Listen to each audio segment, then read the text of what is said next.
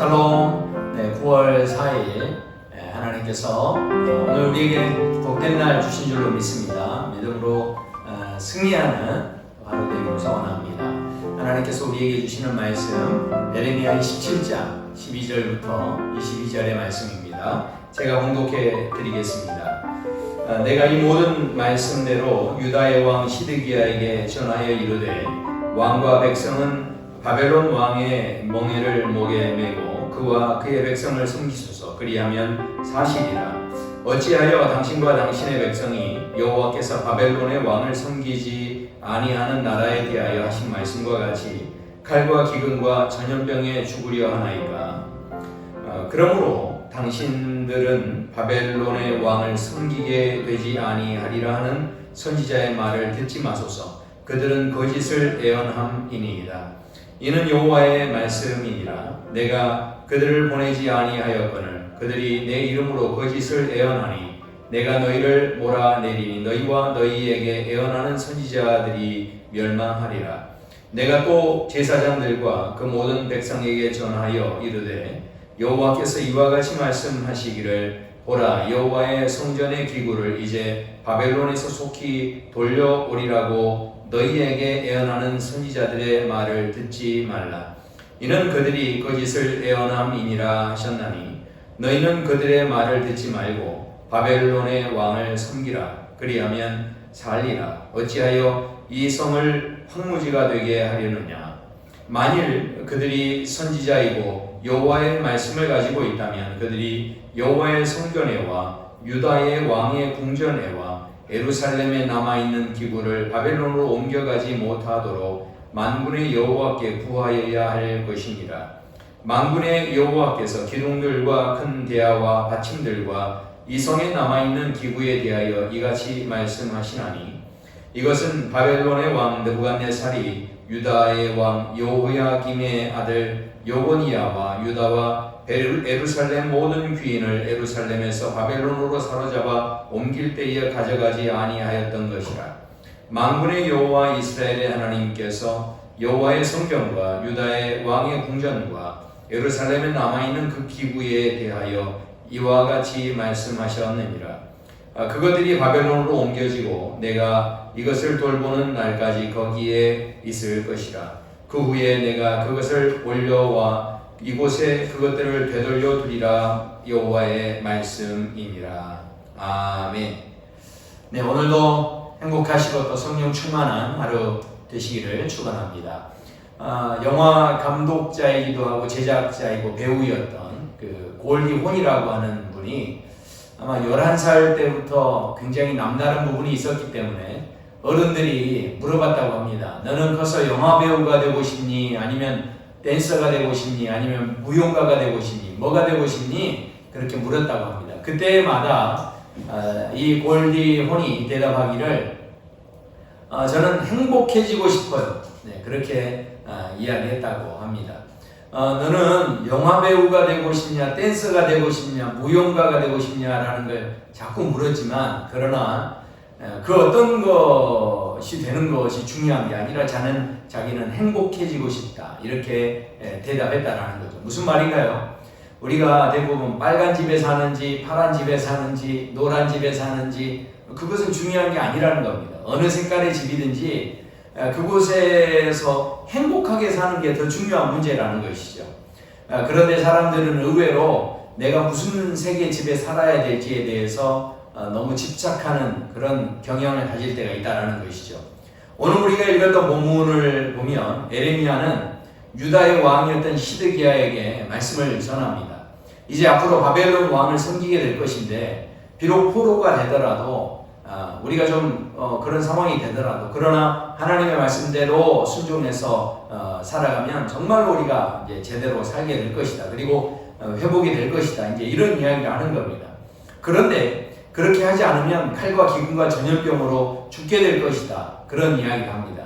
이어서 이야기하기를 그런데 하나님 말씀대로 따르지 못하게 하는 거짓 선지자들의 예언이 있는데 그 예언들을 그래서 들어서는 안 된다 하는 것을 이제 권면하게 되죠. 어쩌면 지금도 세상 사람들이 여러 가지로 이 세상에 대한 이야기들을 합니다.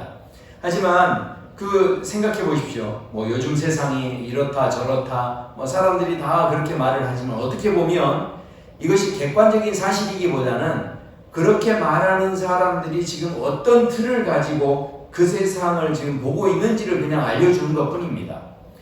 예를 들면 어떤 분이요, 내시경 검사를 받기 위해서 모든 것 이렇게 먹고 싶은 유혹을 다 참고 이제 금식을 하고 병원을 이렇게 갔다고 합니다. 근데 병원을 가다가 병원을 가면서 너무 놀랐다는 거죠.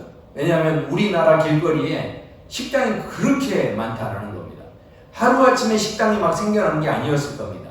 늘 가던 길이었지만 그 식당이 갑자기 많아 보였던 것은 사실 자기가 배가 고팠기 때문에 세상을 바라보는 틀이 바로 이 음식의 틀로 봤기 때문에 갑자기 음식점이 많은 것처럼 보였다라는 것이죠. 이처럼 사람을 보는 것이, 사람들을 보는 것이 다 보면 각자의 입장과 각자의 틀에서 바라보는 것이기 때문에 실은 절대로 객관적일 수 없고 완전할 수 없다는 것이죠. 그렇기 때문에 우리에게 정말로 필요한 것은 무엇이겠습니까? 이 세상을 지으시고 이 세상을 주관하시는 하나님의 시각을 우리가 갖는 것이 중요하다는 것이죠. 그런데 그 당시에 신앙인들을 오히려 혼란스럽게 하는 그 거짓 선지자들이 있었다는 것입니다. 그렇다면 이 거짓 선지자들을 어떻게 구별하겠습니까? 첫 번째는 이 성전의 기구가 있는데 그 성전의 기구가 이제 언제 돌아오게 될 것이다 하면서 이제 성전 기구에 대한 이야기를 한다는 겁니다. 지금 예배 기구가 돌아온다는 것은 물론 기쁜 소식일지 모릅니다. 그러나 지금 이들의 마음에는 하나님의 마음이나 하나님의 뜻이나 하나님의 때가 언제 이렇게 회복되는지 여기에 대한 관심을 없고 그저 성전 기구가 돌아오는 데만 관심이 있다라는 것이죠. 오히려 하나님의 말씀을 가지고 도전하고 있는 에레미야의 말에 순종할 필요 없다. 그렇게 방해하고 있다라는 것입니다. 두 번째는요, 기도의 문제를 언급합니다. 한번 생각해 보십시오. 남아있는 성전 기구들이 다 빼앗기게 되면 그러면 이제 성전의 기능이 완전히 멈춰지게 됩니다. 그러니까 그런 상황이 되면 진짜 선지자라고 한다면 예배의 기능이 멈추지 않도록 기도를 해야 한다는 것이죠. 그런데 거짓 선지자들은 이 하나님의 관점이나 하나님의 마음에 대해서는 별로 관심이 없는 겁니다. 그래서 이 바벨론의 통치에 항복해서는 안 된다. 단순히 그것만 이야기하고 있는 것이죠. 이 성전 기구가 빼앗기지 않도록 기도한다는 것은 결국은 예배가 멈춰서는 안 된다라는 것을 도전하고 있는 그런 모습이 있는데 그러나 거짓 선지자들은 그 일에 대해서 기도할 마음이 없다라는 것이죠. 그래서 하나님께서는 성전에 남아있는 기구들에 대해서 아주 직접적인 이야기를 하십니다. 그래서 이제 말씀을 쭉 보시면 22절에서 아주 결정적인 말씀을 하시는데 그것들이 바벨론으로 옮겨지고 내가 이것을 돌보는 날까지 결국은 모든 성전 기구가 바벨론으로 옮겨지고 결국 이것을 누가 돌보신다는 겁니까? 하나님께서 다 돌보시고 그 돌보는 날까지 거기 있을 것이다. 그 후에 내가 그것을 올려와 이곳에 그것들을 되돌려두리라. 이것이 여호와의 말씀이라는 것입니다. 무슨 말입니까? 빼앗긴 성전의 모든 기구 또 남아있는 또 성전의 기구 여전히 다 하나님의 소유라는 것이죠. 그러므로 이 모든 것은 사람의 말에 따라서 이것이 다시 돌아오고 그 사람들이 말했다고 해서 안 뺏기고 이런 게 아니라는 것입니다. 비록 그것이 다 뺏겼다 할지라도 하나님의 때가 되면 언제든지 제자리를 찾게 된다는 것이죠. 그렇다면 정말 우리에게 중요한 것은 무엇이겠습니까? 어떤 성전 기구로 예배 드리는가 하는 것은 중요한 문제가 아니라는 것입니다. 성전의 기구는 하나님께서 언제든지 다시 되돌려 놓으실 수 있다는 것이죠. 결국 성전 기구는 다 낡아집니다. 성전 기구는 세월이 지나면 사라질 수 있습니다. 하지만 그 성전 기구를 통해서 예배 드렸던 마음, 사랑했던 마음, 헌신했던 마음, 순종했던 마음은 남아있다라는 것이죠. 지금 우리에게도 마찬가지입니다. 온라인 예배든 현장 예배든 중요한 것은 예배의 방법이나 형식이 아니라는 것이죠. 그 예배에서 정말 내가 한 말씀이라도 순종하려는 마음이 있는지, 비록 형식은 다 우리가 사라지게 될 것이지만, 방법들은 다 실은 사라지게 될 것이지만, 그 예배 속에서 정말 하나님을 사랑하는 그 순종하는 마음, 그것은요 사라지지 않는다는 겁니다. 영원히 남게 된다라는 것이죠. 오늘 말씀을 통하여서 결국 하나님께서 이 예레미야 선지자를 통해서 모든 것의 주인 되신 하나님께서 이것을 비록 이 바벨론으로 이것을 옮기시더라도 그것을 다시 때가 됐을 때는 얼마든지 돌이키실 수 있다라고 그렇게 말씀하고 계십니다.